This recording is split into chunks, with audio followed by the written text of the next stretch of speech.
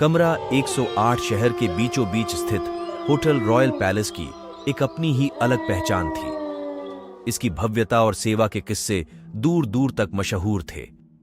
लेकिन इस होटल का एक कमरा ऐसा था जिसके बारे में अजीबोगरीब बातें सुनने में आती थीं। कमरा नंबर 108। कहते थे कि इस कमरे में जाने वाला कभी सुरक्षित लौटकर नहीं आता।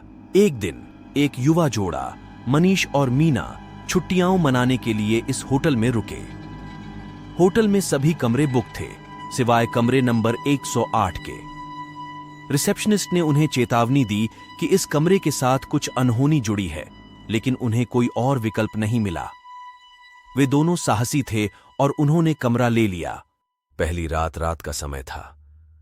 मनीष और मीना अपने कमरे में आराम कर रहे थे। अचानक कमरे की बत्तियां झपकने लगीं और एक ठंडी हवा का झोंका कमरे में घुस आया। मीना ने महसूस किया कि कोई उन्हें देख रहा है। मनीष ने इसे नजरअंदाज किया और सोने की कोशिश की, लेकिन मीना को नींद नहीं आ रही थी।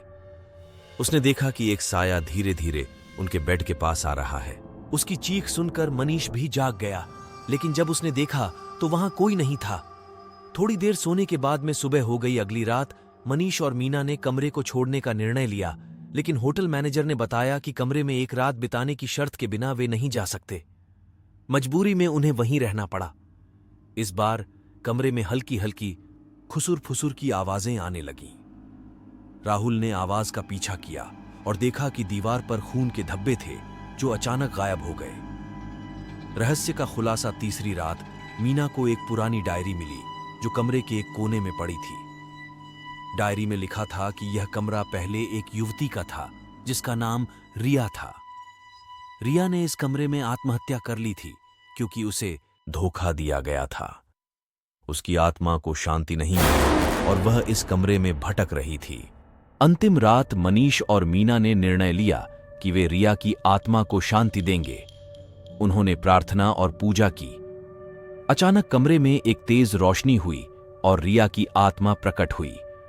उसने मनीष और मीना का धन्यवाद किया और कहा कि अब वह शांति से जा सकती है। उसके बाद कमरे में सब कुछ सामान्य हो गया। अगली सुबह मनीष और मीना ने कमरे को हमेशा के लिए छोड़ दिया। होटल का कमरा 108 अब सामान्य हो गया था और कोई भी डरावनी घटना नहीं हुई।